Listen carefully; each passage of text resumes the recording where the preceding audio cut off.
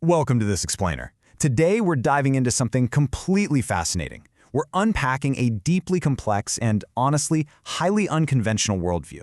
This all originates from Lifechanyuan and its founder Guide Xuefeng, or Lifechanyuan founder, Daoyo Xuefeng. We're going to map out the entire philosophy behind this spiritual system, a system that attempts to answer literally the biggest questions of human existence through a really unique blend of theology, alternative history, and some very strict spiritual mechanics. Let's kick things off with this incredible metaphor straight from the source material. Xuefeng doesn't see his philosophy as some sort of quick fix. Actually, he describes it as a slow-acting yeast, or a hidden gem sitting at the top of a mountain. What does that mean for us? Well, it means it requires genuine, deliberate spiritual labor from anyone who wants to engage with it. You can't just passively consume this stuff. It completely demands your active participation. So what actually is Lifechanyuan? According to Xuefeng, it's a spiritual destination built specifically for thinkers. But to even enter this intellectual space, he insists you have to completely reject the endless distractions of modern media. You can't just float along with the tide of society. You've got to relentlessly ask why, rather than blindly following the crowd or just adopting a belief system because, everybody else is doing it. Which brings us to this massive, mind-bending question that fundamentally shifts how we view human imperfection. What if our flaws are actually the result of an ancient cosmic construction error? To make sense of all this, here's our roadmap for today's explainer. Core concepts: the creation myth, crisis and purification, universal resonance, walking God's path, and finally, Xuefeng's self-positioning. All right, starting right off with Section 1, Core Concepts of Lifechanyuan. The absolute golden rule here: question everything. Lifechanyuan demands extreme intellectual independence. The text explicitly states that lazily accepting the doctrines of existing religions or political parties is literally just self-deception. You are expected to investigate every single phenomenon to its absolute root. If you don't understand it, you keep asking questions until the water clears. Moving right along to Section 2, the angelic human creation myth. So, in the text, a follower asks a really logical, probing question. If God created humanity, why didn't he provide a precise blueprint? Like, why does humanity seem to have so many inherent flaws and weird variations if we were divinely designed? Xuefeng's answer is brilliant and honestly surprisingly modern. He explains that God wanted to share the joy of creation. So, God acts like a father, giving his kids building blocks, while the angels actually did the physical construction. Xuefeng compares these angels to international assembly workers. They all had the exact same raw materials, but their varying levels of technical skill resulted in wildly different machines, meaning us humans with all our different traits and flaws. Building on that assembly line analogy, the text introduces a totally startling claim regarding the origins of the yellow race. Xuefeng describes his origin as an illegal event, basically a complication outside the original plan. He uses this wild analogy of a disobedient son secretly bringing deer into his father's sheep pen. It created a massive cosmic headache. But rather than destroying the deer, the creator chose to send guides down to teach and redirect them. And that takes us to Section 3, Human Crisis and Purification. Xuefeng maps out our spiritual history chronologically here.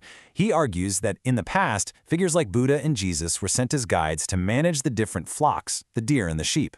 But here's the catch: humanity has largely ignored these guides, leading to our present chaos. Because of this, Xuefeng warns that a terrifying forced purification of the earth is now imminent, a time where the proverbial wheat will be forcibly separated from the tares. So how do you actually survive that? That brings us to Section 4, Law of Universal Resonance. According to Lifechanyuan, survival is not about luck at all. It's about physics, specifically spiritual physics. Xuefeng introduces this concept of frequency resonance. He argues that every single emotion or thought you have instantly emits a thought wave. And the universe, which is a highly sensitive system, immediately reacts to those invisible waves. I love this incredibly relatable remote control analogy he uses to drive the point home. If you stubbornly hold on to your own limited views, you are basically trying to use your own living room TV remote to open your neighbor's electronic garage door. It is just not going to work. You have to align your internal frequencies, your thought waves, with the Creator's frequency through genuine repentance and humility to unlock higher spiritual realms. Which leads us to the practical methodology.